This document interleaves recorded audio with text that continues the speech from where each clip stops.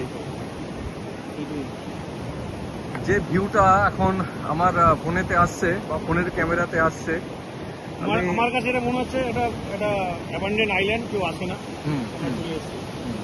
যেটা আছে গাছগুলো, আসলে এই গাছগুলো কিন্তু আইল্যান্ডটাকে বাঁচিয়ে রেখেছে। একদমই তাই। তো আবার বলছি, আমরা প্রতিবার বলি গাছ লাগান, পরিবেশ নষ্ট করবেন না, পরিবেশ রাখবেন, নেচারকে রাখবেন, নেচার আপনাকে রাখবেন। আমরা বিভিন্ন সময় আমফান দেখি, সব জায়গায় দেখেছি যা হচ্ছে।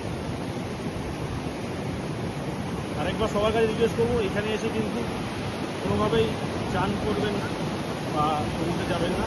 এখানে চোরাবালি আছে, সেটা নিজে থেকে দেওয়া আছে।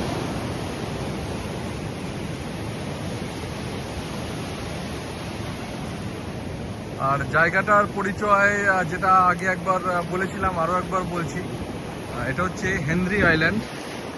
এটা যদি বকখালি ঘুরতে আসেন, বকখালি যাওয়ার আগে ঠিক 2-3 কিলোমিটার আগেই জায়গাটা আছে হেনরি আইল্যান্ড। এটা ওয়েস্ট বেঙ্গল গভর্নমেন্টের প্রজেক্ট।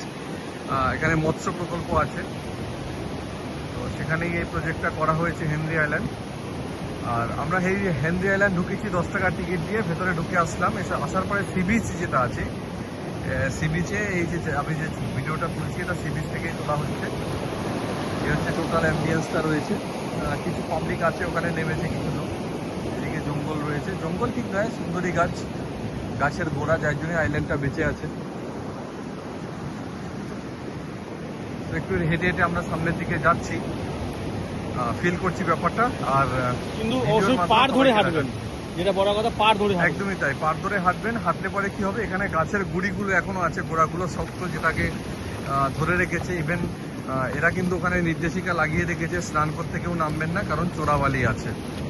তো চোরাবালি একটা ভয়ঙ্কর জিনিস, সেটা অ্যাভয়েড করেই চলুন। আসুন, এখানে ভালো লাগবে আশা করি।